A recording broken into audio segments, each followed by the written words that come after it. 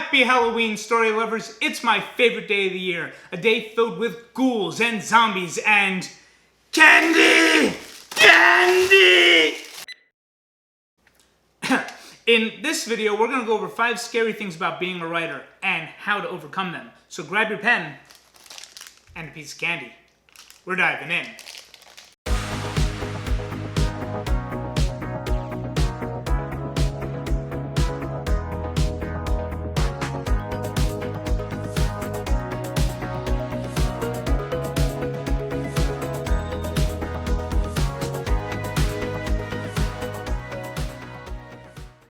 I'm so glad you can join us for our Halloween special. Before we get into our content, make sure to subscribe to the channel, and if you think other people might like the videos, maybe give it a share. Now on to, oh, you know what that means. Trick-or-treaters. Wait right there. Trick-or-treat! Oh, what a scary costume. There you go. Thanks, Teach. Happy Halloween. Funny, could have sworn he called me Teach. Anyway, on with the show. One of the scariest things about being a writer is letting other people see your stories, especially in the beginning when you're going into the workshop for the first time and you're having a dozen or so people look at your work. There are many reasons to be worried, but for me, when I was beginning, the reason I was scared is because I didn't know if other writers would steal my work or not. After all, everyone in the workshop is trying to make it as a writer, so many beginning writers fear having their ideas stolen from someone who might be trying to cheat their way to success. Here's the thing, it's simply unlikely to happen. Writers want to write, and the writers in workshop are going to be trying to improve their writing. And let's face it, the type of person who's going to steal someone's work is probably not going to be going into a workshop where there's a dozen or so other people who can verify whose original story it is. I recommend credible workshops if possible, such as those held in colleges and graduate schools. You may be able to audit a workshop, which is taking one for free unaccredited.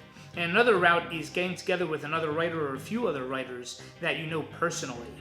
Getting advice from people who are studying their craft is best, but what's important is getting eyes on your manuscripts that are going to give you honest, critical feedback. Here's another thing. When you're starting out, your stories will suck. Sorry, that's just the name of the game. Nobody has stories that are worth stealing when they're starting out, so in the rare event that somebody does happen to steal your story, they're probably not going to get it published anywhere that matters anyway. By the time that you've honed your skills as a writer, you'll already have critique partners that you can trust. Ooh boy, another trick-or-treater. Haven't I already seen you here? Nope, different costume. Oh yeah, good point. Here you go. Thanks, Teach. Wait a second.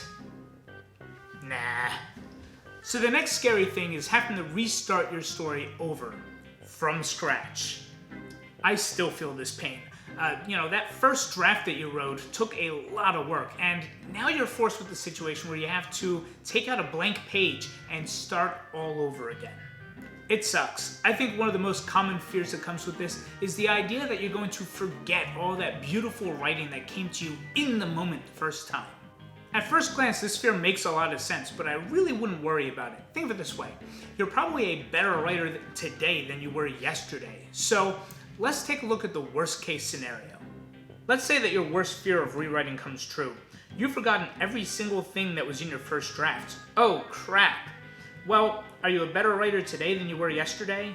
I think that's a safe bet. With that in mind, I think it's also a safe bet that whatever you write on the second go is probably going to be even better than what you've forgotten.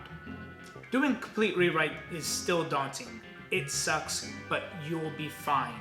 Even if you have to rewrite a novella 4 friggin' times. Still nervous? That's okay, here's a tip. Back up your work on 2 flash drives. It's a good idea in general for writing because you don't want to lose your work. Wait a second, that's another fear. The fear of losing your work. I should put that in the script. Crap. Bonus fear, losing your work. Anyway, by keeping an original draft of your work saved on a flash drive, you really don't have to worry about losing any of that beautiful work anyway. 1 second. Trick or treat. You're joking, right? I know you're the same person. Are you even a kid? Whatever. Here. Hope the neighbors don't think I'm a jerk for throwing candy at the trick-or-treater. Anyway, our next scary thing about writing is judgment. You can't write that, you aren't a good writer, your character is this way, so you must be too. There's no way around getting judged. It will happen, and some of it will hurt. Here's my advice. When somebody's judging your books, all they really have to go off of are, well, your books. They normally don't have access to the real you to judge. So try not to take it too personally. When I receive negative judgment, I try to understand the reason behind that judgment. In undergrad, I had a critique partner who was incredibly rude and unhelpful. We're gonna call him Chris, because that's his name. On one of my manuscripts, the only thing he wrote was F off with this crap, in not so nice terms. Completely unhelpful and inappropriate for a workshop. So here's how I overcame that judgment. I took the manuscript to the other people in the workshop and asked, is there anything about this spot in the story where this is written where anything was ridiculous or didn't make sense or just made the other readers feel like they didn't want to keep reading anymore? And that is a really good practice for taking this kind of negative judgment and using it as a beneficial learning experience towards your own writing growth. Another helpful thing is perhaps starting a YouTube channel and then pointing at the camera and saying, "F you, Chris." Anyway, another scary... better not be him again. Trick! Another scary thing about writing is publishing. When you're starting out, it's hard to know who to submit your work to. Is the magazine legitimate? Will they try to steal your work? How do you even send your work out? For that stuff, I have a simple thing to ease your mind. Poets and Writers. PW.org is a safe website for writers from amateur to professional. I want to let you know that this video is not sponsored, and I simply think that this website is a great way for writers to find literary magazines, contests, agents, and so much more. And I'll put a link down in the description. But there are more publishing fears. What about waiting? Well, there's not really much to say about that. I had one piece that I waited for 9 months to hear back from the magazine, which is rare.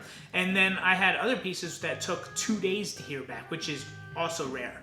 On the average, it usually takes between 3 to 6 months, and it simply is what it is. You just have to sit and play the waiting game. I'd recommend sending your work out often and to many magazines. While you're waiting to hear feedback, send out more work. And if your piece gets published somewhere and you've sent it to other magazines, definitely let the other magazines know, as you'll be wasting their time if they think that you're still waiting on them.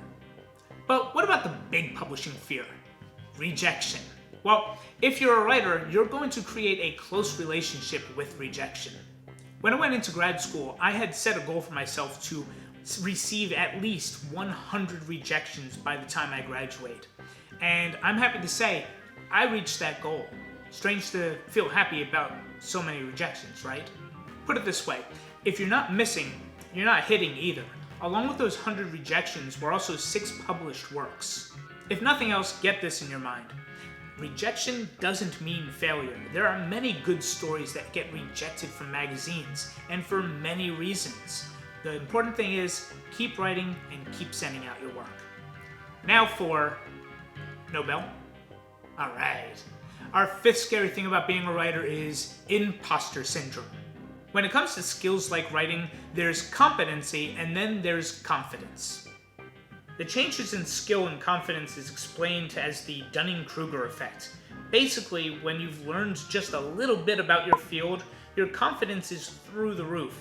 As you acquire more skill, that confidence decreases. Imposter syndrome comes in like this. See all those sharp dips? Imposter syndrome comes and goes. It's the moments or days or longer where you feel as though you're a fraud.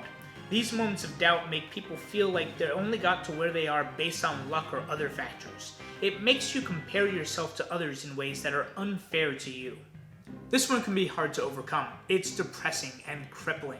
What I recommend is when these moments of doubt come up, acknowledge it and then reframe your focus. Use these times of doubt as learning moments. If I'm comparing myself to, let's say, Stephen King, then I'm going to break that comparison down into manageable and realistic tasks. So for example, I'll look at one technique that he uses well, and I'll try to figure out what writing tools he's using. The important thing to remember is that this feeling is momentary. It will pass. The important thing is how you respond to it. Keep learning, keep writing, and don't live the comparison. Oh, here!